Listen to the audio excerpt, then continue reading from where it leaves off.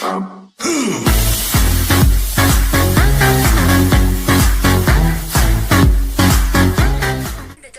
that had brought him this far. For in the heart of Makoko, surrounded by water and poverty, Akinlebi's dreams were still alive, flickering like a candle in the wind, but burning all the same. Chapter 8: The River's Path. The sun's first light crept through the slatted windows, washing the small room in a pale golden glow. On any other day, he might have lingered in bed, savoring the few moments of peace before the world demanded his attention. But today was different. His chest thrummed with a nervous energy that had chased sleep away long before dawn. Today, the results would be released. For weeks, the anticipation had grown, filling the air like the heavy clouds before a rainstorm. His mother's prayers had grown more fervent, his father's silences more profound in the letter from home. Even the neighbors, who often passed judgment from their doorsteps, had paused to offer good wishes, thinly veiled as dire warnings. "This could be your future," they had said, eyes alight with a mix of hope and doubt. He had walked the path to the British Council many times before, but this morning, it seemed much longer, more uncertain. The road stretched out before him endlessly, each step taken seems to be carrying him back to where he is coming from. Shimmering in the early morning heat, each step taking him further from the safety of home and closer to the precipice of his future. The choice to walk, to save the few naira in his pocket, had been easy enough in theory, but with each passing moment, the burden of it awaited at the journey's end grew heavier. He adjusted the collar of his shirt, freshly ironed and smelling faintly of the charcoal fire that had pressed it into shape. In her letter, his mother had insisted he wear his best, and though the fabric clung uncomfortably in the rising humidity, he had obliged. Today, everything mattered: how he looked, how he walked, even how he breathed. The world was watching. As he approached the British Council, the familiar building loomed ahead, a fortress of knowledge and opportunity, yet also of judgment. The crowd had already gathered a sea of faces, some flushed with excitement, and others pale with dread. The air buzzed with the hum of 1,000 voices, anxious and eager, punctuated by nervous laughter and sharp whispers. He recognized some of the faces, friends, rivals, even a few teachers who had made the journey to witness the momentous occasion. Getting to the list was another challenge altogether. The crowd swelled and contracted, a living organism with its own will, pushing and pulling him as he tried to navigate through the mass of bodies. Elbows jostled his sides, and the crush of people made each breath a struggle. He fought his way to the front, every inch gained a small victory, until finally, and the board came into view. There it was, the list. A simple sheet of paper pinned to the notice board, ink on paper, and yet it held the weight of the world. His eyes darted across the names, scanning, searching, and his heart pounding in his chest like a drum. He reached the top, and for a moment, his breath caught in his throat. His name was there. No, not just there, but at the top of the list. The world seemed to tilt on its axis, and for a brief, I meant a brief disorienting moment, for it felt like eternity, everything around him faded into a blur. It must have been one of those dreams, vivid, yet a dream nonetheless, tormenting his sleep. He blinked, once, twice, to be sure he wasn't imagining things, but there it was, clear and unmistakable. If this is a dream, I culled all dreams, may dreams never torment the humanity ever again. He had topped the exam. The noise of the crowd fell away, replaced by the steady thrum of his own heartbeat in his ears. His mind raced, a flood of thoughts and emotions crashing into each other, impossible to untangle. Relief, disbelief, joy, they all mingled together in a dizzying whirl. He felt a hand clap him on the back, and then another, and soon the faces of friends emerged from the haze, beaming with congratulations. The next few hours passed in a blur. He collected his papers, the official documents that confirmed what the list had already told him. He shook hands, exchanged words of gratitude and promise, all the while feeling as if he were floating just above the ground, disconnected from reality. The weight of the papers in his hand was the only thing that tethered him to the earth, a physical reminder that this was real, that his life had just changed in an instant. The preparations to leave for England began immediately. He returned to Oryokutta with the next bus. His family's compound became a hive of activity, relatives and neighbors dropping by to offer their congratulations and advice. His mother busied herself with the packing, folding clothes with a precision born of love and anxiety, while his father sat quietly in the corner, his stern face betraying nothing, though the occasional glint in his eye suggested a pride he would never voice aloud. The journey to Oriokuta was both a farewell and a send-off. His extended family had gathered there, the old homestead filled with the smell of cooking food and the sound of laughter. They feasted in his honor, a celebration tinged with the bittersweet knowledge that this might be the last time they would all be together for some time. The elders spoke words of wisdom, their voices heavy with the weight of tradition and expectation.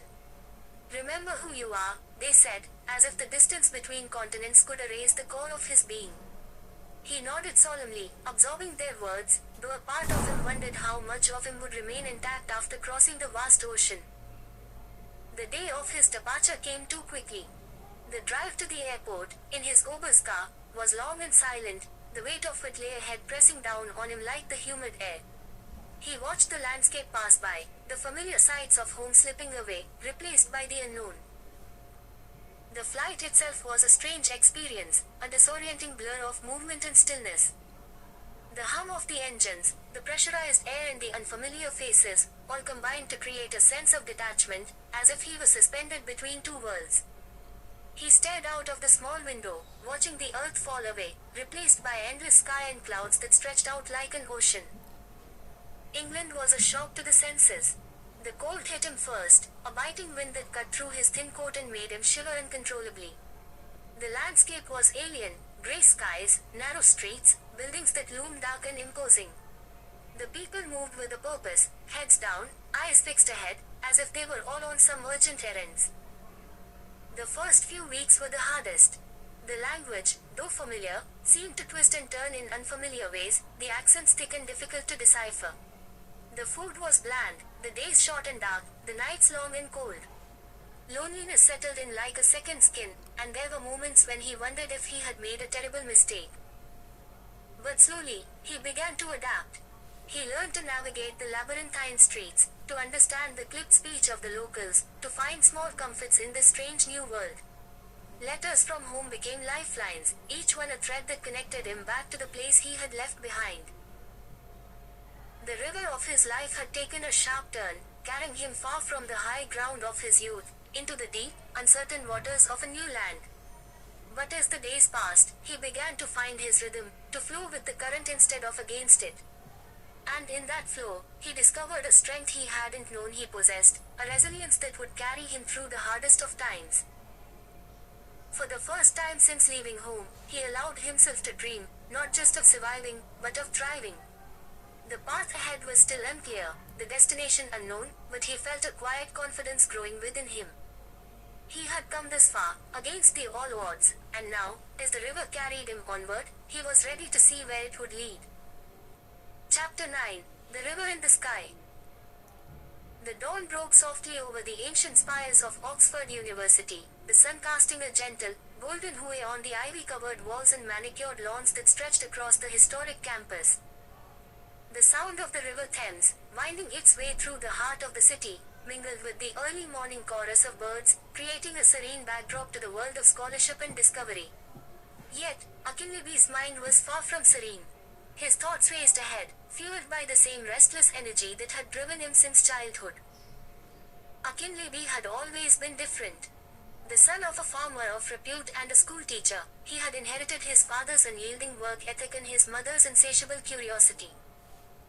From an early age, he had shown a remarkable aptitude for science, dissecting insects and mixing concoctions of leaves and roots, trying to understand the mysterious forces that governed the natural world. His father had dismissed it as boyish mischief, but his mother saw in him a spark of something extraordinary, a relentless pursuit of knowledge that would one day take him far beyond the red earth of their village. By the time he entered secondary school, it was clear to everyone that Akinlebi was destined for something greater. His teachers marveled at his intellect, his ability to grasp complex concepts with ease, and his hunger to learn more. It was as if the universe had finally found a vessel through which to express its hidden truths. The world around him, however, did not always share his enthusiasm. His classmate, intimidated by his brilliance, often ostracized him. The gap between his mind and theirs was a chasm that few dared to cross. To put it in raw language, he was always a lonely person. Despite the isolation, Akinlebe pressed on, driven by a vision of himself as a healer, a man who could unlock the secrets of life and death. His determination earned him a scholarship to Oxford University, where he would study under the tutelage of some of the world's most esteemed scientists. Yet, even as he soared academically, the cultural currents that had shaped him from birth began to pull him in directions he did not expect. Oxford, with its blend of tradition and modernity, was a world unto itself. The stately colleges, with their centuries-old architecture, stood in contrast to the bustling city that surrounded them. It was here, amid the hallowed halls of learning, that Akinlebe first encountered the complex interplay of ideas that would challenge his understanding of both the world and himself. His professors, many of whom had been educated in different parts of the world, introduced him to Western scientific paradigms, which often clashed with the indigenous knowledge systems he had grown up with. One professor in particular, Professor Ellington, stood out. A tall, imposing figure with a deep voice that commanded attention, Professor Ellington was known for his uncompromising standards and his belief in the power of science to transform society. He saw potential in Akinlebe, recognizing in the young man a kindred spirit, a mind that was not content with mere understanding, but sought to push the boundaries of what was possible. Akinlebe, Professor Ellington said one afternoon, as they walked along the tranquil paths of the Oxford Botanic Garden, "You have a gift. But with that gift comes responsibility. The world does not need more scientists who simply follow the rules. It needs thinkers, innovators, people who are willing to question everything, even the foundations of what we think we know." Quote. Akinlebe nodded, absorbing the weight of his mentor's words. He had always been aware of the expectations placed upon him, but now they felt heavier, more urgent. It was not enough to excel in his studies, he had to make a difference, to leave a mark on the world that would endure long after he was gone. As the years passed, Akinlebe's research began to take shape. He focused on a new approach to medicine, one that combined traditional African healing practices with modern scientific techniques. This was no easy task. The academic community was deeply skeptical of anything that deviated from established norms, and Akinlebe found himself at the center of heated debates. Yet, he was undeterred. He knew that true progress required breaking free from convention, and he was willing to endure the criticism if it meant bringing his vision to life. His work led him to explore the medicinal properties of native African plants, many of which had been used for centuries by local healers in his homeland. Akinlebe was fascinated by the idea that these plants, rooted in the soil of Africa, could hold the key to treating some of the world's most devastating diseases. He began to conduct experiments, extracting compounds from leaves and roots, testing their effects on various ailments. The results were promising, but he knew that he needed to develop a more rigorous methodology if his findings were to gain acceptance in the wider scientific community. It was during this time that he stumbled upon a breakthrough that would change everything. Late one night, as he pored over his notes in the dim light of his study, Akinlebe noticed a pattern emerging from his data, one that suggested a new way of treating malaria, a disease that had plagued his country for generations. The compound he had isolated from a particular plant seemed to have a potent effect on the malaria parasite, far more so than any existing treatment. His excitement was palpable, but he knew that he needed to be cautious. The road from discovery to acceptance was fraught with challenges, and he could not afford to be hasty. He began a series of rigorous trials, carefully documenting his findings, and presenting them to his peers. The initial response was mixed. Some hailed his work as revolutionary, while others dismissed it as mere coincidence, an anomaly that would not hold up under further scrutiny. Undeterred, Akinlebe continued his research, refining his methods and expanding his studies to include other diseases. His work began to attract attention beyond the university, drawing the interest of pharmaceutical companies and international health organizations. They saw in his research the potential for a new generation of treatments that could save millions of lives. But with this attention came new pressures. The pharmaceutical companies, eager to capitalize on his discoveries, pushed him to commercialize his work, to turn his research into profitable drugs. Akinlebe was torn between the devil and the high sea. On one hand, he wanted to see his discoveries make a real impact, to reach the people who needed those most. On the other hand, he feared that in the rush to market, the integrity of his work would be compromised, that the holistic approach he had championed would be reduced to a mere commodity. It was during one of these moments of doubt that Professor Ellington called him into his office. The old man had aged noticeably since their first meeting, but his eyes still held the same fire. "Akinlebe," he said, his voice softer now, "you are standing at a crossroads. The choices you make now will define not just your career, but your legacy. Remember that true innovation is not just about discovery. It is about staying true to your principles, even when the world tries to pull you in different directions." Quote. Akinlebe listened, his mind swirling with conflicting thoughts. He respected Professor Ellington more than anyone else, but he also knew that the professor's words carried a warning. The world of science was not just about the pursuit of knowledge, it was also a battleground, where ideas were often sacrificed for power and profit. In the end, it was his mother's voice that guided him. He remembered the stories she had told him as a child, tales of wise healers who used their gifts not for personal gain, but for the good of their communities. These stories had shaped him, instilling in him a sense of duty that transcended his own ambitions. With renewed resolve, Akinlebe decided to forge his own path. He declined the offers from the pharmaceutical companies, choosing instead to continue his work within the university, where he could maintain control over his research. He sought out partnerships with local communities in Africa, involving them in the development of new treatments, and ensuring that the benefits of his discoveries would be shared by all. His work culminated in the development of a groundbreaking treatment for malaria, one that was not only highly effective but also affordable and accessible to those who needed it most. The treatment was based on a unique combination of traditional African herbal remedies and modern scientific techniques, a true fusion of the old and the new. When the news of his breakthrough spread, it was met with widespread acclaim. Akinlebe was hailed as a pioneer, a visionary who had bridged the gap between two worlds. His research was published in leading scientific journals, and he was invited to speak at conferences around the world. But despite the accolades, Akinlebe remained humble, aware that his work was far from finished. In the years that followed, Akinlebe continued to push the boundaries of medical science, always guided by the principles that had shaped him. His work had a profound impact on global health, saving countless lives and inspiring a new generation of scientists to think beyond the confines of traditional paradigms. As he stood at the podium to accept the Nobel Prize in Medicine, Akinlebe felt a deep sense of fulfillment. The journey had been long and difficult, filled with challenges and sacrifices.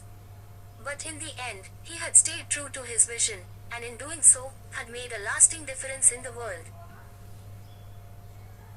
The applause that filled the hall was thunderous, but Akinlebe's thoughts were elsewhere, back in the village where it had all begun, in the rich red earth that had nurtured him, and in the stories his mother had told him, stories of healers who understood that true power lay not in the ability to conquer, but in the ability to heal. Chapter 10: The Return of the Golden Fleece. Akinlebe stood at the edge of the vast, fertile land that stretched before him, an expanse of 300 acres that seemed to go on forever. This was the land where his dreams would take root, where the seeds of a new era in African medicine would be planted. The sun, a burning orb in the midday sky, cast long shadows over the earth, its rays caressing the land with a golden hue. In that moment, Akinlebe felt the weight of history on his shoulders, a burden he had carried across oceans, continents, and time. He had returned to Nigeria not just as a son of the soil, but as a man who had wrested the golden fleece from the jaws of adversity. The road had been long, winding through the labyrinth of academia in foreign lands, through the trials of crowdsourcing funds from a world that often turned a blind eye to the aspirations of the African continent. Yet, here he was, standing on the very land where his vision would become a reality. The journey had been arduous, but it was the only path he could have taken. When he had first left Nigeria, the land was in a state of turmoil, its people plagued by disease, poverty, and the remnants of colonial scars that ran deep. The wisdom of the ancients, the knowledge of the Babalawo, was slipping away like sand through fingers. The old ways were being forgotten, lost in the wake of modernity's relentless march. But Akinlebe had always known that the answers lay in the past, in the knowledge that had sustained his people for millennia. It was this knowledge he sought to preserve, to rejuvenate, to integrate with the advances of modern medicine. He envisioned a place where the ancient and the modern could coexist, where the roots of African medicine could intertwine with the branches of contemporary science to create something new, something powerful. And so, he had returned, bearing the fruits of his labor, a mind sharpened by the finest education the world had to offer and a heart filled with the wisdom of his ancestors. The people of the town had gathered to witness this momentous occasion, the opening of the medical university that would bear his name, the university that would redefine what it meant to heal. The land had been cleared, the foundations laid, and the buildings erected with the help of the funds he had tirelessly sourced from all corners of the globe. Each brick, each tile, was a testament to the power of collective effort, to the belief that this dream was not just his, but that of an entire continent. As he walked through the university's grounds, Akinlebe could feel the pulse of life beneath his feet. The buildings were modern, but their design was inspired by the ancient architecture of his ancestors. The roofs were thatched, the walls adorned with carvings that told the stories of old, of gods and goddesses, of warriors and healers. This was a place where the past and the present met, where the future of African medicine would be forged. In the center of the university stood the hospital, a new kind of hospital, one that would draw from the rich tapestry of African medicinal practices while embracing the advances of modern science. Here, the sick would be treated with a blend of herbal remedies and cutting-edge pharmaceuticals. The hospital would also serve as a research center, where scientists and traditional healers would work hand in hand to unlock the secrets of the plants that grew in the forests and savannas of Africa. The Babalawo, the traditional healers of the land, had been invited to join this grand experiment. They had been wary at first, suspicious of this young man who had returned from the white man's land with grand ideas and a head full of knowledge. But Akinlebe had approached them with humility, with a deep respect for their craft, and they had come to see that his intentions were pure. Together, they would work to preserve the knowledge that had been passed down through generations, to document it in books that would be studied for centuries to come. Akinlebe had always known that the knowledge of the Babalawo was not to be taken lightly. It was a knowledge that had been honed over thousands of years, through trial and error, through observation and intuition. It was a knowledge that was as much about the spirit as it was about the body, about the connection between the earth and the heavens, between the living and the dead. This was the knowledge that he sought to preserve, to share with the world, so that it would not be lost to the sands of time. In the weeks that followed the opening of the university, Akinlebe immersed himself in the work that lay ahead.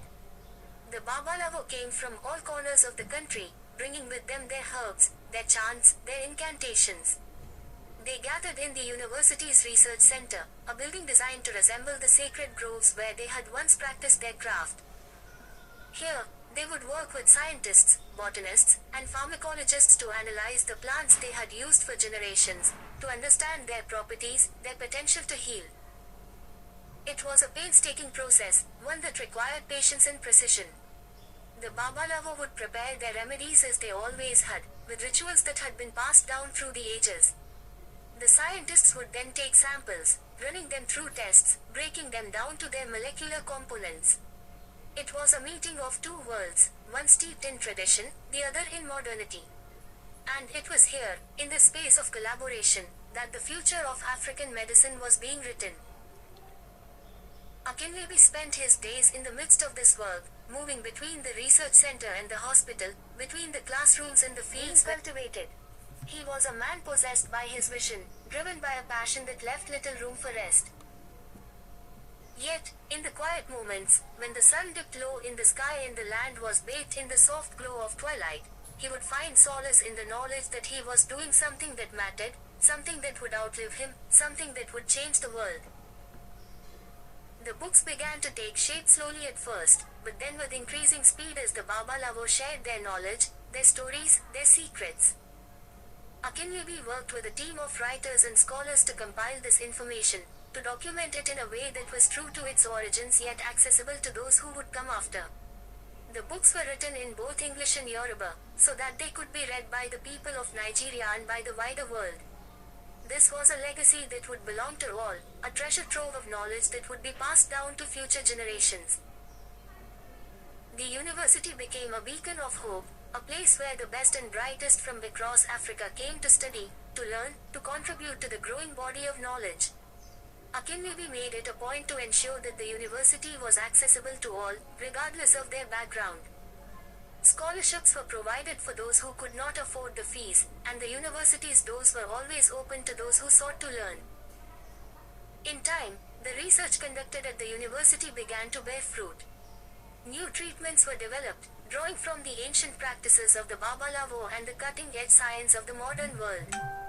The hospital became renowned for its ability to treat diseases that had long plagued the continent: malaria, tuberculosis, HIV, AIDS.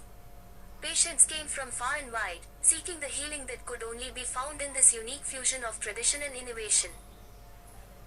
The university and hospital became symbols of what could be achieved when Africa's past was honored and integrated into its future. The knowledge that had once been dismissed as primitive was now recognized for what it was, a vast, untapped resource that had the potential to transform the world of medicine. Akinlebe's work was celebrated not just in Nigeria, but across the globe. He was invited to speak at conferences, to share his vision with the world. Yet, he remained grounded, always returning to the land that had given birth to his dreams. As the years passed, Akinlebe watched as the seeds he had planted grew into something extraordinary. The university expanded, new buildings were constructed, new programs developed. The books he had helped to compile were published, becoming standard texts in universities across Africa and beyond. The knowledge of the Babalawo was preserved, not just in books, but in the hearts and minds of a new generation of healers. And so, the golden fleece that Akinlebe had sought, the stream of a new kind of medicine, of a place where the wisdom of the past could meet the science of the present, was realized. It was a dream that had required the strength of 1,000 hands, the belief of 1,000 hearts, the vision of 1,000 minds. But it was a dream that had come true. Akinlebe stood once more at the edge of the land, now transformed into a thriving hub of learning, healing, and discovery.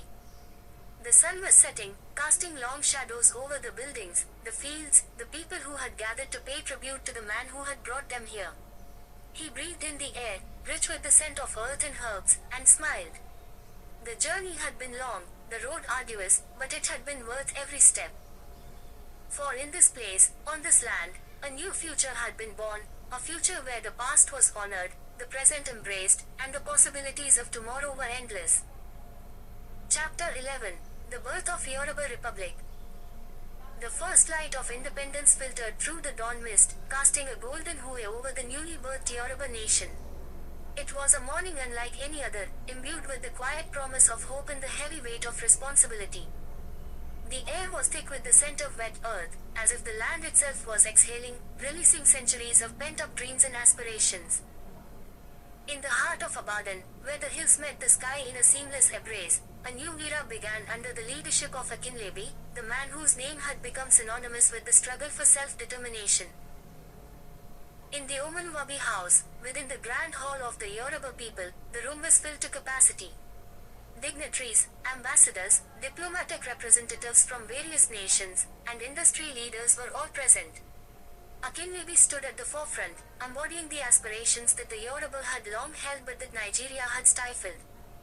With the weight of renewed hope resting on his shoulders in a resolute, forward-looking spirit, Akinlebe's face radiated with a broad smile. As he prepared to address his distinguished guests, he cleared his throat, ready to extend a warm welcome. Inauguration speech of Akinlebe, President of the Yoruba Nation. Esteemed elders, distinguished guests, honored citizens of the Yoruba Nation, my fellow countrymen and women. Eku Ojo Meto. I stand before you today with a heart full of gratitude, a spirit humbled by the immense responsibility bestowed upon me, and a vision for our beloved Yoruba nation that is rooted in our shared history, our rich culture, and our unwavering commitment to a future of prosperity, unity, and progress. Today, we do not merely witness the inauguration of a new president. We celebrate the dawn of a new era in the annals of our people's history, an era of self-determination, resilience, and the pursuit of a collective destiny that is uniquely ours. We gather here as heirs to the legacy of Oduduwa, as descendants of those who built one of Africa's most formidable civilizations, and as custodians of a heritage that is both ancient and eternal. As I take on the mantle of leadership, I am acutely aware of the sacrifices that have brought us to this moment. Our journey has been marked by trials and tribulations, by moments of doubt and despair, but also by courage and an indomitable will. The path to this day was neither easy nor without cost. We owe our deepest gratitude to the patriots who have come before us, those who laid the foundations upon which we now stand. Their dreams and aspirations are the wind beneath our wings as we soar into the future. My fellow Yorubas, as we look ahead, we must remain grounded in the values that define us as a people, Omuluabi, the virtues of integrity, hard work, and respect for one another. These are the principles that will guide my administration and will be the bedrock upon which we build the Yoruba nation of our dreams. Our vision is clear, a Yoruba nation that is strong, united, and prosperous. A nation where every citizen, regardless of age, gender, or background, can achieve their fullest potential. A nation that is a beacon of culture and progress, not only in Africa but across the world. This is the Yoruba nation we will build together. To our elders, I pledge to honor the wisdom of your years and to seek your counsel in all things. You are the pillars of our society, and your guidance is indispensable as we chart the course for our future. To the youth of our nation, you are the heartbeat of this land. Your energy, creativity, and innovation are the engines that will drive our development. My administration will invest in your education, create opportunities for your entrepreneurship, and ensure that you have a stake in the governance of our nation. Your voices will not only be heard but will be integral to the decisions that shape our future. To the women of the Yoruba nation, you are the backbone of our society. Your strength, resilience, and wisdom have sustained us through the ages. My administration is committed to gender equality and to empowering you to take your rightful place in every sphere of our national life. To our traditional rulers, custodians of our culture and heritage, I salute you. Your roles as the keepers of our traditions are vital in preserving the soul of our nation. We will work together to ensure that our culture remains vibrant and that our traditions continue to thrive in a modern world. To the farmers, artisans, and workers, the lifeblood of our economy, your labor is noble, and it is the foundation of our wealth. We will support you with policies that enhance productivity, improve your livelihoods, and open up new markets for your goods. To our intellectuals, artists, and cultural ambassadors, your creativity is our pride. Yoruba culture is a gift to the world, and we will promote and protect it with all our might. The stories, music, art, and literature of the Yoruba nation shall inspire generations to come. My fellow citizens, the task before us is great, but so too is our resolve. We must unite as one people, transcending divisions and focusing on our common goals. We must be courageous in the face of challenges and unwavering in our pursuit of excellence. Our strength lies in our unity, and our success depends on our collective efforts. In this new chapter, we will prioritize the development of infrastructure, education, healthcare, and technology. We will foster an economy that is inclusive, diversified, and resilient. We will strengthen our institutions, promote good governance, and ensure that justice is accessible to all. Our foreign policy will reflect the values of our people, peace, cooperation, and mutual respect. We will engage with our neighbors, the African continent, and the world at large, building partnerships that enhance the well-being of our citizens and promote our interests on the global stage. In closing, I call on each and every one of you to join hands with me in this noble endeavor. Let us walk together on this journey, guided by the light of our ancestors and fueled by the hopes of our children. Let us build a Yoruba nation that is worthy of our past and our future. With faith in our destiny and confidence in our collective strength, I accept this responsibility with humility and resolve. Together, we will make the Yoruba nation a land of peace, prosperity, and pride, a true home for all her people. ACN Gidigan. Alorana GBA Wao. Long live the Yoruba nation. Thank you, and God bless. The journey to this moment had been long and arduous, carved out of the rock of a Nigeria fractured by greed, corruption, and disillusionment. The old nation had imploded under the weight of its contradictions, a country rich in resources yet poor in prosperity, abundant in culture yet bankrupt in unity. The cries for change had grown louder, swelling into a chorus that could no longer be ignored. And when the dust settled, from the ruins of the old order, the Yoruba nation emerged, a phoenix reborn from the ashes of Nigeria. In those first days, there was a palpable sense of disbelief mingled with exhilaration. The streets of Lagos, Ibadan, Akure, and beyond were flooded with people, their faces etched with the signs of a hard-won victory. They waved the new flag, green, white, and blue, symbolizing fertility, peace, and the sea-enriched soil of the land. For many, it was the first time they had felt truly seen, truly recognized as a distinct people with their own destiny. The euphoria was electric, and for a moment, the collective heartbeat of the nation seemed to sink in a rhythm of unity. Akinlebe, a man of modest stature but towering intellect, stood on the balcony of the newly christened Omoluwabi House in Ibadan, the seat of the new government. The building itself was a statement, a blend of modern architecture and traditional Yoruba motifs, a symbol of a nation that respected its past but was unafraid to stride into the future. As he addressed the people on that first morning, his voice carried the weight of history and the lightness of hope. "My people," he began, his voice resonating across the square, "today we stand on the threshold of a new beginning. We have forged this nation from the fires of adversity, and it is now our sacred duty to build upon this foundation with integrity, courage, and unwavering faith in our collective destiny." Quote. The crowd erupted in applause, but Akinlebe raised his hand for silence. "But let us not be blind to the challenges that lie ahead. We have inherited not just a land, but the scars of a broken system. We must heal these wounds, not by forgetting the past, but by transforming it into the soil in which we will grow our future." Quote. In the weeks that followed, the reality of nation building set in. Akinlebe and his cabinet, a coalition of seasoned politicians, technocrats, and youthful visionaries, rolled up their sleeves and set to work. The remnants of Nigeria's corrupt bureaucracy had to be dismantled with surgical precision, each rotten plank replaced by structures that reflected the new nation's values, honesty, transparency, and accountability. It was not an easy task. The old habits of corruption and nepotism were deeply ingrained, like the roots of an ancient baobab tree. But Akinlebe was relentless. He implemented a sweeping anti-corruption campaign that sent shockwaves through the corridors of power. No one was untouchable. High-ranking officials who had once wielded their influence like a scepter were brought to justice. The courts, reformed and fortified with incorruptible judges, became the crucible where the old sins were laid bare. Akinlebe knew that true change had to start at the top, but it could not end there. He embarked on a nationwide tour, visiting every town and village, speaking directly to the people. He encouraged a culture of Omoluwabi, the Yoruba concept of a person of good character.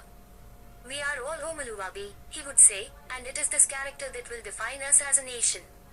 The message resonated. Slowly, the culture began to shift. Bribery, once the grease that lubricated the wheels of everyday transactions, became a source of shame rather than pride. The transformation of the economic landscape was equally profound. The new government recognized that the wealth of the nation lay not just in its oil reserves but in the talents and innovations of its people. Investments in education and infrastructure became the cornerstones of Akinlebe's administration. Schools and universities, once dilapidated and neglected, were revitalized, and a new generation of thinkers and creators began to emerge. In the agricultural heartlands, the soil that had sustained the Yoruba for generations was reclaimed.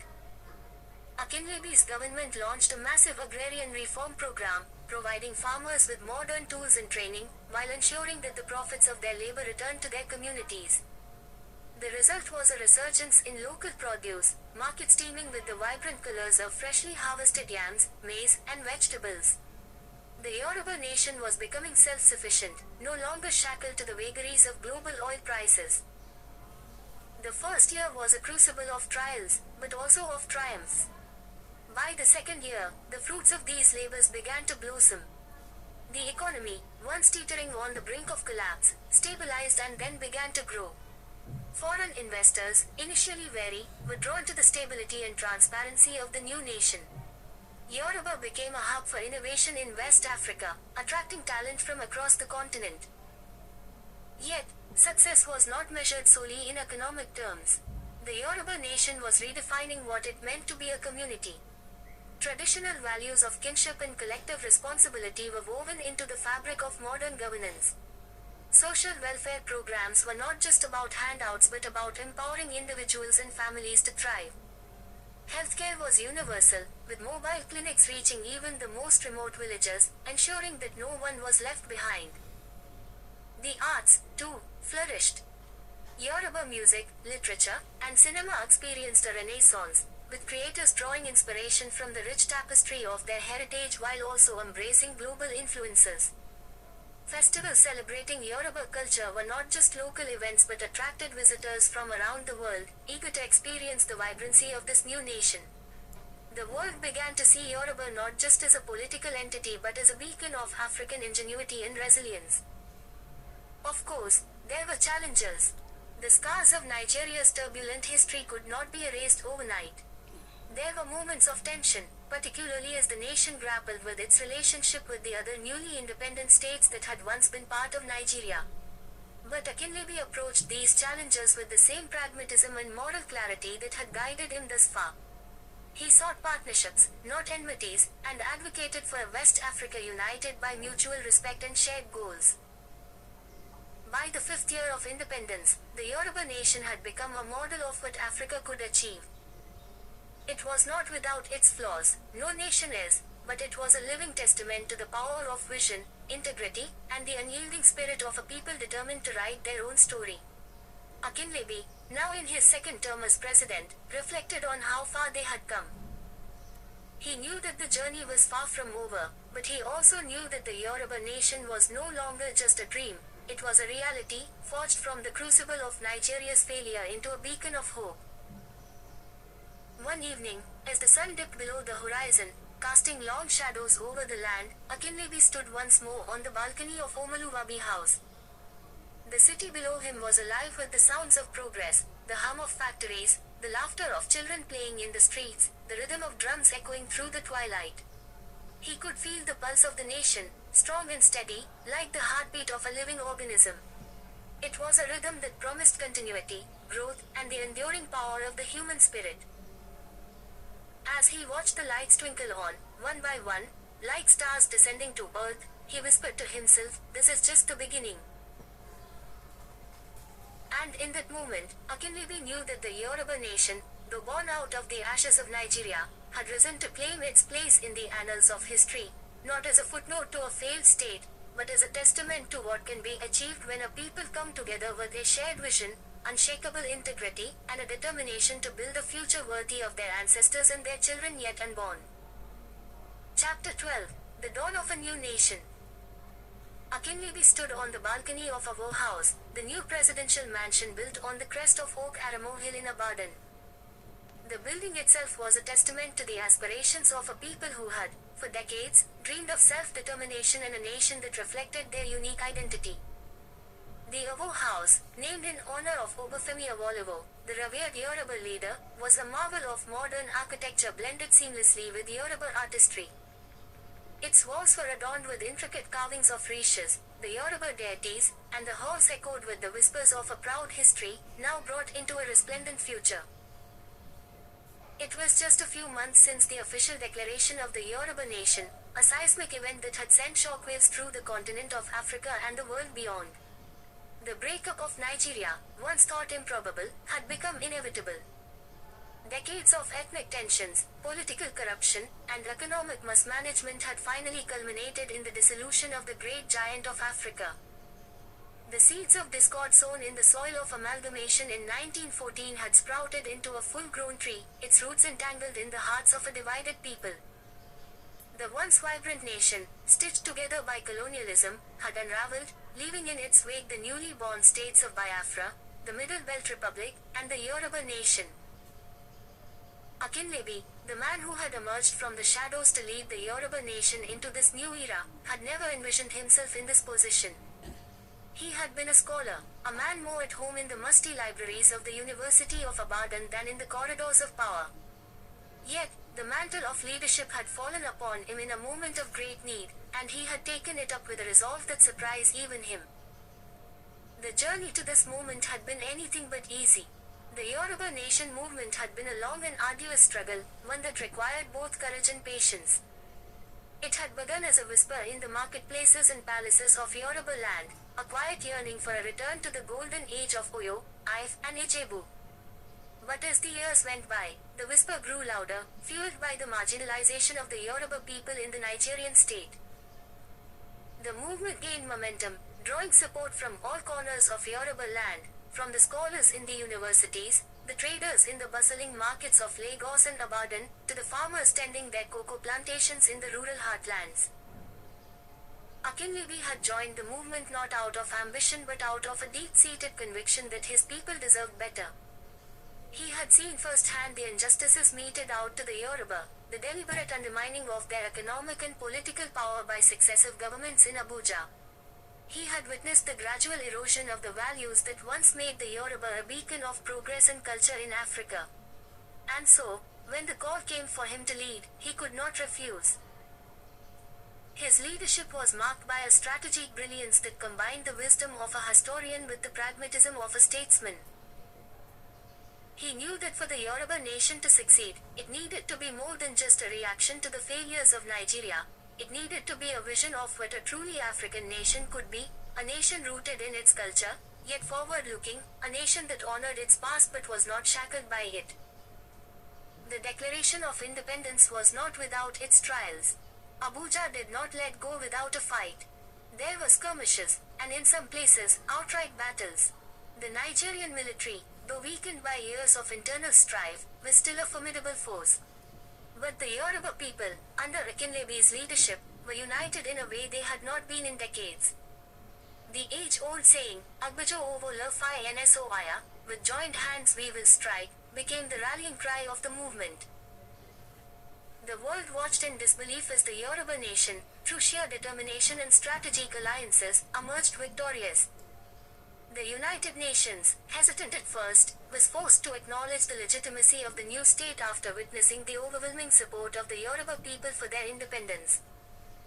Neighboring countries, wary of the chaos that could follow the breakup of Nigeria, were quick to recognize the new nation, hoping that stability in Yoruba land would ensure peace in the region. As the first president of the Yoruba nation, Akinlebe faced the daunting task of nation building. But he was prepared. His years as a scholar had taught him the importance of planning, of understanding history not just as a series of events, but as lessons for the future. He knew that the Yoruba nation could not afford to be a failed state like so many others in Africa. It had to be different. The first order of business was the economy. The Yoruba land was blessed with resources, cocoa, oil, tourism, and a vibrant population of entrepreneurs. Akinlebe's government quickly moved to establish policies that encouraged local production, reduced dependence on oil, and fostered innovation. The old cocoa farms were revived, not just as agricultural enterprises but as hubs of research and development for agro-allied industries. Ibadan, once the largest city in West Africa, became the center of this agricultural renaissance, with the International Institute of Tropical Agriculture playing a key role. Lagos, the economic heartbeat of the region, was transformed into a true megacity. Akinlebe's administration invested heavily in infrastructure, roads, railways, and a state-of-the-art port that became the envy of West Africa. The financial sector was restructured, with the introduction of the Yoruba dollar, which quickly gained strength against foreign currencies, reflecting the growing confidence in the new nation's economy. But Akinlebe knew that economic progress was not enough. The soul of the Yoruba nation lay in its culture, its language, and its traditions. He spearheaded a cultural revival that sought to reclaim the Yoruba identity from the clutches of westernization. Yoruba language was made the official language of government, education, and business, with English as a secondary language. The media, schools, and universities were encouraged to produce content in Yoruba, and the works of Yoruba writers, poets, and historians were given pride of place in the national curriculum. Traditional institutions were also revitalized. The Obas, who had long been reduced to ceremonial roles under Nigerian rule, were reinstated as the custodians of Yoruba culture and values. They were given a formal role in governance, not as rulers but as advisors, ensuring that the government remained true to the ethos of the Yoruba people. Festivals like the Ayo, Osun Osogbo, and the Ifa Divination Festival were promoted as national events, attracting tourists from around the world and instilling a sense of pride among the Yoruba. Education, always a priority for the Yoruba, received a massive boost.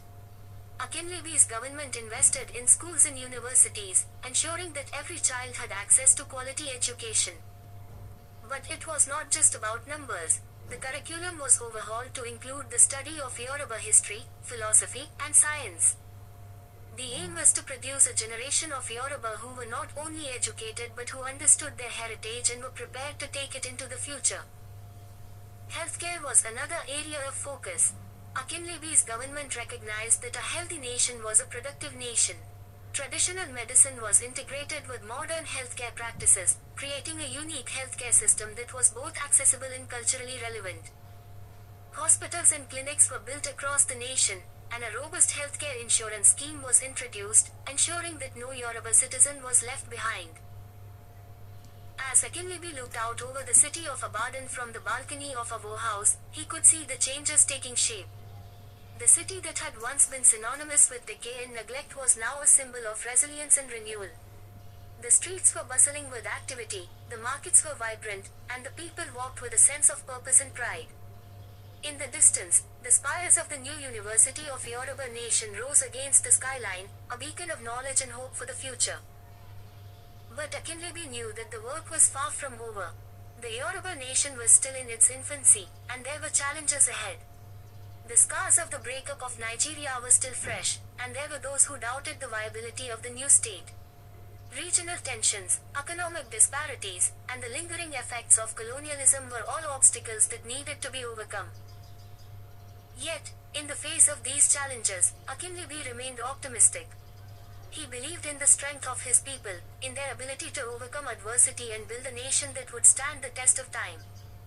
The Yoruba had always been a people of vision and resilience, and now, with the dawn of their nation, they had the opportunity to prove it to the world. As the sun set over Ibadan, casting long shadows across the city, Akinlebi felt a deep sense of fulfillment. The journey had been long and arduous, but it was worth it. The Yoruba nation was no longer just a dream, it was a reality. And in that reality, Akinlebi saw the promise of a new dawn, not just for his people but for Africa as a whole, a continent rising from the ashes of its past to claim its place in the world. Chapter 13, The River of Renewal. The sun rose over Yorubaland, casting long golden beams across the lush, green landscape. From the peaks of the Olumo Rock in Abokuta to the serene waters of the Osun River, the entire region seemed to hum with a new kind of energy, a collective heartbeat that resonated in every village, town, and city. It was a morning like no other, marking a new chapter in the storied history of the Yoruba nation. Gone were the days of subsistence farming in overfished waters. The land, once a patchwork of smallholder farms and scattered fishing villages, had transformed into a model of modernity and sustainability. The Yoruba people, ever resilient and innovative, had harnessed the power of technology and tradition to build a nation that was not only self-sufficient but a beacon of progress for the entire continent of Africa. At the heart of this transformation was a highly mechanized agricultural system that fed millions and exported surplus to other parts of the world. The fields of Yorubaland were now a sea of green, gold, and brown, where drones flew overhead, mapping the land, monitoring crop health, and with pinpoint accuracy. Tractors, automated and intelligent, plowed the earth with the precision of an artist's brushstroke, planting seeds that would grow into bountiful harvests of maize, yam, cassava, and rice. But the revolution was not confined to the land alone. The rivers, once overfished and polluted, had been reborn as sanctuaries of life and prosperity. A network of fish farms, both inland and offshore, had sprung up, utilizing the latest in aquaculture technology. These were not merely harvesting grounds but thriving ecosystems where fish eggs were carefully planted, nurtured, and released back into the waters to replenish the natural stocks.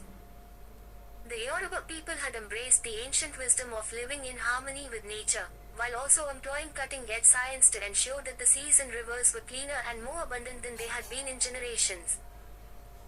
This fusion of tradition and innovation extended beyond the realms of agriculture and aquaculture. The revival of the Omaluabi culture, a code of ethics deeply rooted in Yoruba identity, had become the moral compass guiding the nation's rapid development. Omaluabi, with its emphasis on respect, integrity, and communal responsibility, was not just a philosophy, it was a way of life that permeated every aspect of society.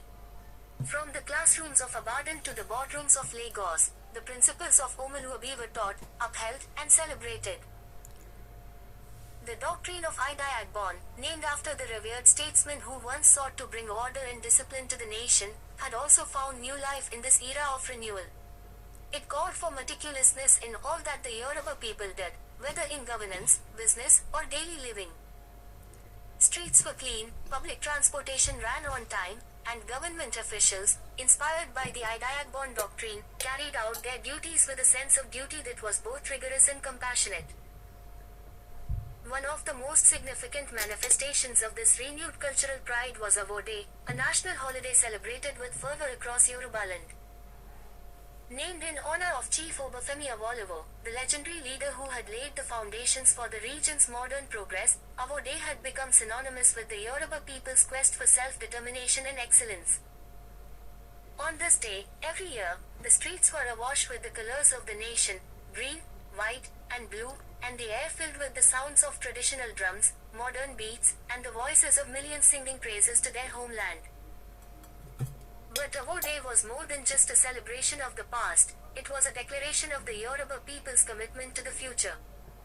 The day was marked by a grand address from the nation's leaders, who spoke of the achievements of the past year and outlined the goals for the next.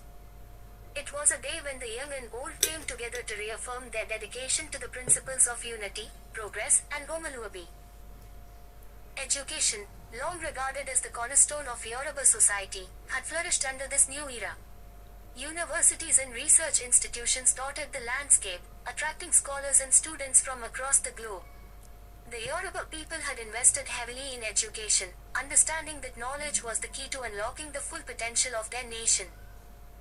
In every school, the teachings of Omaluabi and the Idiagbon doctrine were woven into the curriculum, ensuring that the next generation would be even more equipped to lead their nation into the future. This focus on education had paid off in the form of a highly skilled workforce that drove the engines of industry and innovation. The Yoruba nation's economy was diverse and robust, powered by sectors ranging from technology and manufacturing to arts and culture. Lagos, the nation's economic hub, had evolved into a smart city, where technology seamlessly integrated with daily life. The city was a marvel of modern engineering, with a transportation system that was efficient, green, and accessible to all. Yet, despite these advancements, the Yoruba people had not lost sight of their roots. The arts, music, and literature, which had always been a vibrant part of Yoruba culture, had experienced a renaissance. Festivals like the Osun Osogbo and the Ayo festival continued to draw thousands of visitors, both local and international, who came to witness the rich tapestry of Yoruba heritage. The nation's filmmakers, musicians, and writers had gained international acclaim, their works reflecting the complexity and beauty of Yoruba life. The Yoruba nation's progress had also been marked by a commitment to social justice and equality. Women, who had always played a crucial role in Yoruba society, were now more empowered than ever. They held leadership positions in government, academia, and business, and were instrumental in shaping the future of the nation. The government had implemented policies to ensure that every citizen, regardless of gender, had access to the opportunities and resources needed to thrive. Healthcare, too, had seen remarkable improvements. Hospitals were equipped with the latest medical technology, and healthcare workers were trained to the highest standards. The Yoruba nation had become a leader in public health, with initiatives that focused on preventative care, maternal health, and the eradication of diseases that had once plagued the region. In the international arena, the Yoruba nation stood as a symbol of what was possible when a people united behind a common vision. The nation's leaders were respected on the global stage, and Yoruba diplomats played a key role in mediating conflicts and fostering cooperation between nations. The Yoruba people had embraced the idea that their destiny was not just to uplift themselves, but to contribute to the betterment of the entire African continent and the world at large. As the sun set on this new day in Yorubaland, the air was filled with a sense of pride and possibility. The nation had come a long way from its days of colonial subjugation and post-independence struggles. It had risen from the ashes of its past, like the mythical phoenix, stronger, wiser, and more determined than ever before. The Yoruba people had not only reclaimed their heritage, they had built a future that was as bright as the sun that now dipped below the horizon. And as they looked to that future, they knew that they were guided by the enduring principles of Omoluabi and the Idiagbon doctrine, by the legacy of their ancestors, and by the dreams of generations yet to come. In the quiet of the evening, as the stars began to twinkle in the sky, the land seemed to breathe a collective sigh of contentment. For in Yorubaland, the river of renewal flowed strong and steady, carrying with it the hopes and aspirations of a people who had found their way home. Chapter 14: The Dawn of a New Era. In the year 2050, the Yoruba nation stood as a beacon of unparalleled achievement and innovation, a testament to dreams realized and potentials unleashed. The vision, once dreamt by the indomitable leader Chief Obafemi Awolowo, had materialized into a reality so profound that it shook the world's understanding of progress and prosperity. The rebirth of the Yoruba nation, from its storied past to its shining future, was a tale etched in the annals of history, resonating with the whispers of 1,000 generations. The Yoruba nation had, in its renaissance, transcended the limitations of mere regional identity, unifying all Yoruba-speaking peoples into a singular, formidable entity. This new Yoruba nation was not just a geographical amalgamation but a cultural and technological powerhouse, a testament to the power of collective aspiration and visionary leadership. Its metamorphosis was nothing short of a modern miracle, casting long shadows over the world's most advanced nations. The journey began with a dream, Chief Awolowo's dream, a vision of a revitalized Yoruba nation, where mechanized farming, advanced robotics, and a harmonious blend of tradition and technology would lead to unparalleled prosperity. As the decades rolled on, the seeds of this dream took root and flourished, transforming the Yoruba nation into a global marvel. Gone were the days of subsistence farming. The once familiar rural landscape was now adorned with vast fields of advanced mechanized farms. Towering tractors, their sleek metal frames gleaming under the tropical sun, glided over fields with surgical precision. These machines, a marvel of modern engineering, were designed to optimize every inch of soil, ensuring that productivity was maximized and waste minimized. The transformation was not merely about technology but about renewing the land with a touch of futuristic grace. In the heart of the Yoruba nation, cities thrummed with the harmonious buzz of progress. The skyline of Lagos had been redefined, its once modest horizon now punctuated by soaring towers of glass and steel, each building a testament to architectural brilliance. These skyscrapers housed advanced research centers, innovation hubs, and cultural institutions, all seamlessly interwoven into the fabric of the city. The integration of technology and tradition was a hallmark of Yoruba development, reflecting a society that embraced its heritage while forging ahead with innovation. At the forefront of this technological renaissance were the robot-manufactured factories, marvels of engineering that had redefined industry standards. These factories, managed by a cadre of highly advanced robots, were capable of producing goods with unprecedented efficiency and precision. The robots, designed with a blend of Yoruba artistry and cutting-edge technology, moved with an elegance that mirrored the grace of traditional Yoruba dance. Their operations were a ballet of productivity, orchestrated by an artificial intelligence system that was both intuitive and adaptive. The return of the Yoruba from across the globe was a poignant chapter in the nation's story. Diaspora communities, scattered across continents, had always nurtured a deep sense of connection to their ancestral roots. With the dawn of the new era, these communities began to return in waves, driven by the promise of a homeland reborn. They brought with them a wealth of experiences, skills, and perspectives that enriched the Yoruba nation's cultural and intellectual tapestry. Their return was not merely a migration but a coming home, a reunion of the global Yoruba family with its roots. The Yoruba nation's integration efforts were nothing short of revolutionary. The unification of previously divided states within Nigeria and beyond was a complex but triumphant achievement. It was a process marked by diplomacy, negotiation, and an unwavering commitment to unity. The diverse states, each with its unique history and identity, were seamlessly woven into the Yoruba nation, creating a larger, more cohesive entity. The borders that once divided had now become bridges, connecting people and cultures in a tapestry of shared destiny. In this grand convergence, the Yoruba nation not only unified its people but also became a center of innovation and influence on the global stage. Its development outpaced many of the world's leading nations, leaving Europe and America to marvel at the rapid ascent of this West African powerhouse. The nation's achievements were celebrated with a sense of humility and pride, reflecting a deep understanding that progress is not merely about surpassing others but about fulfilling one's potential.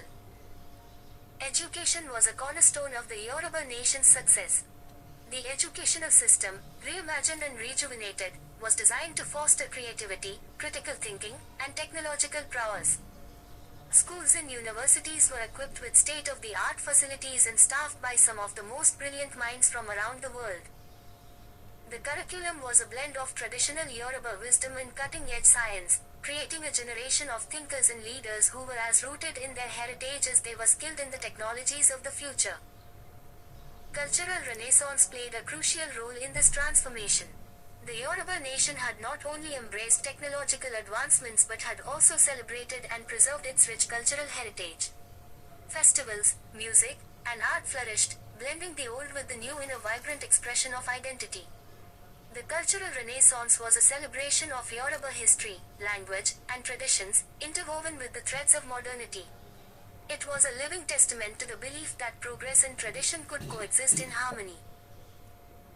As the sun set over the Yoruba nation, casting a golden glow over its landscape, the promise of a new era seemed boundless.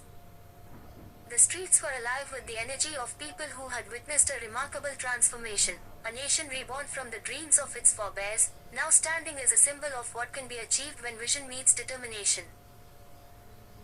In the quiet moments of reflection, it was clear that the journey of the Yoruba nation was not just a story of technological triumph but a profound narrative of unity, resilience, and hope. It was a testament to the power of dreams, the strength of heritage, and the boundless potential of a people united in purpose. The Yoruba nation had indeed lived up to expectations, and as the world looked on in awe, it was clear that this was only the beginning of a new chapter in human history. Thus, the Yoruba nation, with its magnificent fusion of tradition and innovation, stood as a beacon of possibility, a testament to the extraordinary heights that can be reached when a dream is nurtured into reality. It was a shining example of how the past and future could dance together in a symphony of progress, a story that would inspire generations to come. Chapter 15. Here is where the health gods led us to. In the cool embrace of twilight, as the sun dipped below the horizon and bathed the landscape in hues of gold and crimson, the final pieces of a grand puzzle fell into place. The Yoruba nation, a dream once whispered in the shadows of ancient trees, now stood tall, casting a long and undeniable shadow across the globe. The world watched in awe as this newly forged nation, born from the heart of Africa, ascended to heights that few could have ever imagined. The streets of Ibadan, once known as the city of rust and forgotten dreams, now pulsed with life. Skyscrapers of glass and steel stretched toward the heavens, reflecting the vibrant energy that coursed through the city's veins. At ground level, the roads bustled with the hum of electric vehicles, sleek, efficient, silent and fully made in Yorubaland, signifying a leap towards a sustainable future. Pedestrians meandered through tree-lined boulevards, where the air was fragrant with the scent of blossoming flowers, each step a testament to the rebirth of a people who had reclaimed their destiny. The story of Yoruba nation's meteoric rise is one of innovation, unity, and a return to the values that had sustained its people for millennia. It was not a singular event that propelled this nation to the pinnacle of global achievement, but a confluence of factors, each a powerful current in a river of progress that surged relentlessly forward. The vision of reclamation. At the core of Yoruba nation's success was a vision that sprang from the depths of cultural memory, infused with the wisdom of ancestors who had walked the earth long before the first whispers of colonialism darkened the land. The founders of Yoruba nation understood that true greatness could not be borrowed from foreign powers but had to be forged from within, by harnessing the unique strengths and knowledge that had sustained the Yoruba people for centuries. This vision of reclamation was rooted in the concept of Omoluabi, the Yoruba moral code that emphasized integrity, responsibility, and respect for others. From the ashes of past divisions, a new sense of unity arose, one that transcended tribalism, religion, and the scars of history. The people of Yoruba nation came together, not as fragmented groups, but as one people with a shared destiny. This unity became the bedrock upon which the new nation was built, a foundation so strong that it could withstand the pressures of a rapidly changing world. The triumph of knowledge and education. If unity was the foundation, then education was the pillar that lifted Yoruba nation to unprecedented heights. Recognizing that the future belonged to those who could innovate and adapt, the leaders of Yoruba nation embarked on a radical overhaul of the education system. Gone were the rote memorization and outdated curricula of the past. In their place, a new model emerged, one that prioritized critical thinking, creativity, and the cultivation of knowledge across disciplines. The University of Ife, once a regional institution, was transformed into a global hub of learning and research. It became the heart of an educational renaissance that drew scholars, scientists, and thinkers from every corner of the globe. The university's research centers led groundbreaking studies in sustainable agriculture, renewable energy, and biotechnology, all of which had immediate and profound impacts on the world. Primary and secondary schools across the nation adopted a model that blended traditional knowledge with cutting-edge science and technology. Children were taught not only the sciences and humanities but also the rich history, language, and philosophy of the Yoruba people.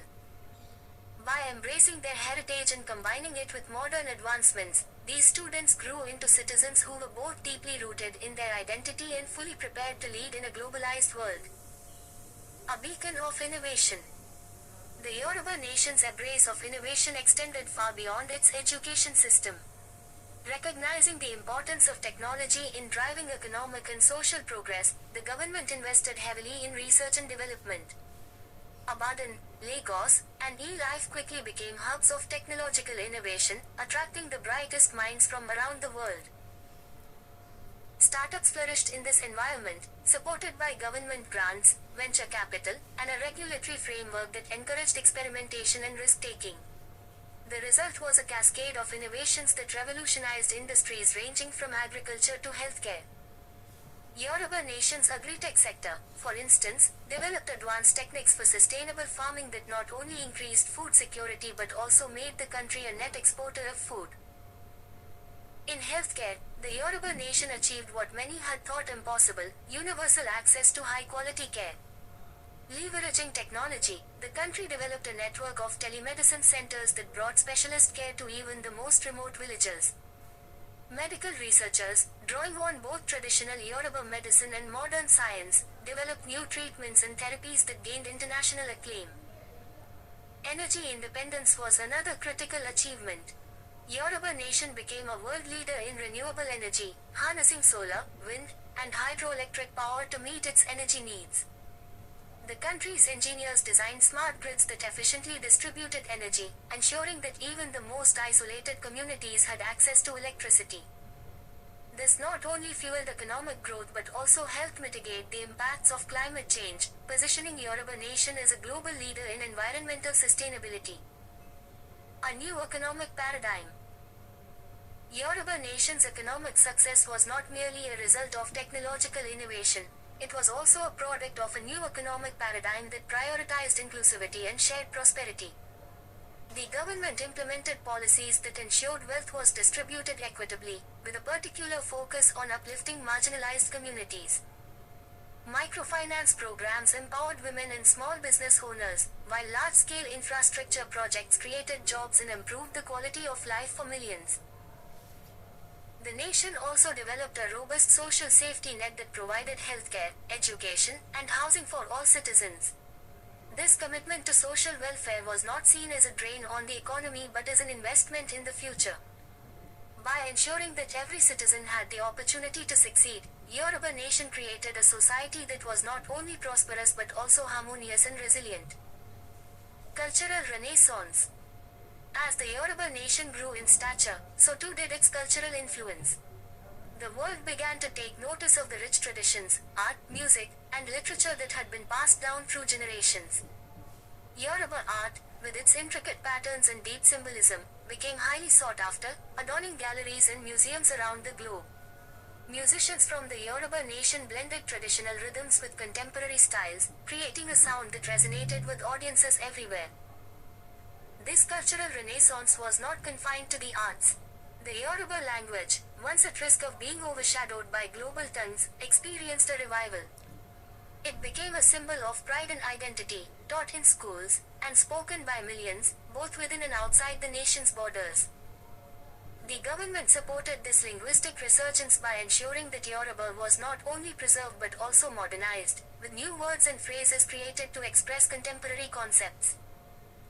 The gathering of the world. As Yoruba nation's star rose, so too did its appeal to people from around the world.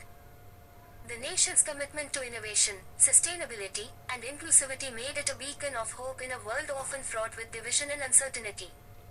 Immigrants from every continent flocked to Yoruba nation, drawn by the promise of opportunity and the chance to be part of something truly transformative.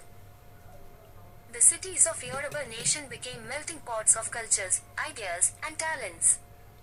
In Lagos, it was not uncommon to hear a dozen languages spoken in the span of a single city block, each voice contributing to the vibrant tapestry of the nation. These new arrivals brought with them skills, knowledge, and perspectives that enriched the Yoruba nation even further.